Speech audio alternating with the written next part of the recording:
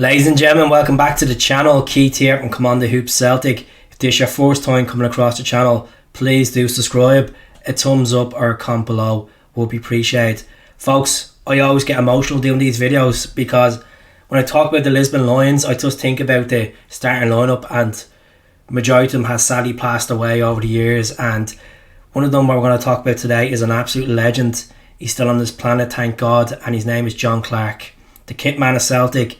81 today, 318 appearances for the mighty Glasgow Celtic, 12 major honours in there, including the iconic European Cup of 1967, 25th of May 1967 in the heat of Lisbon. The brush, John Clarke played that day against Inter Milan. Played centre back, he can play defensive midfield, he did, and he was Mr. Consistency as well. He went 140 games without missing a game for Celtic.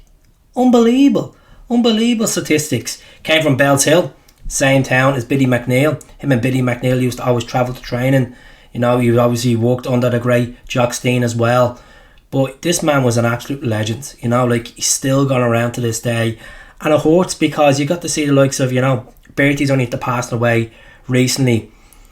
Caesar passed away in 2019 with Chalmers a week later. And John Clarke in May 2019 was invited to Bilbao to pick up a club award from Bilbao for Billy McNeil, one man club, and you can see him in the middle of the pitch and he's just getting emotional.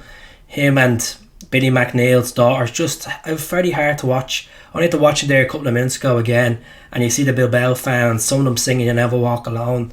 But John Clarke, what a bastard, like, never said anything bad about the club, you know. Childhood Celtic fan. He said it's just a privilege to be a fan and to play for the club, and that's achievement in itself. And he's just a great role model to have around the dressing room.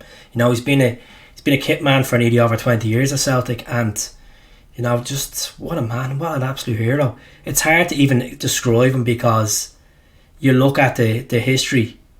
He's a part of it. He was a part of that team that went on to win 5 trophies that season in 1967. He was a part of that team that went to America at the start of that season for pre-season, gelled together, and who wouldn't have known that would have happened, of winning all them cups, the Coronation Cup, the Stefano Cup, the League Cup, the Scottish League Cup, the Scottish Cup, and then European Cup. It's just, and he was a part of that team that were within a 30 mile radius of Celtic Park. That will never be done again in football. Never be done again. And John Clarke is a massive part of that success. It just hurts. Like, it really does hurt watching, like, looking at pictures of him with Caesar and previous players like Jinky, you know, and like even talking about Tommy Gamble and stuff. It's just it's hard to watch. And you know, like, Jimmy Craig's still around. He's still good friends with Jimmy Craig. Him and Jimmy Craig do get invited to functions and they do go as well. But let me know your favourite moment of John Clarke.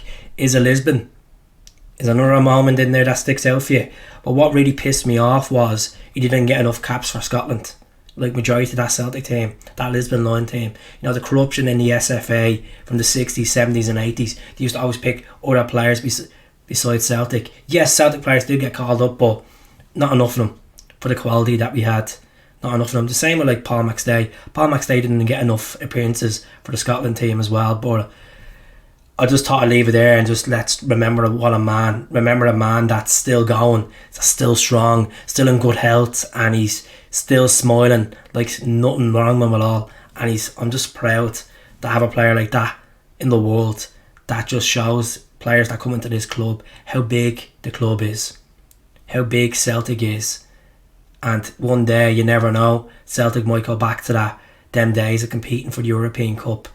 And so subscribe to the channel and speak to you all soon. Hell.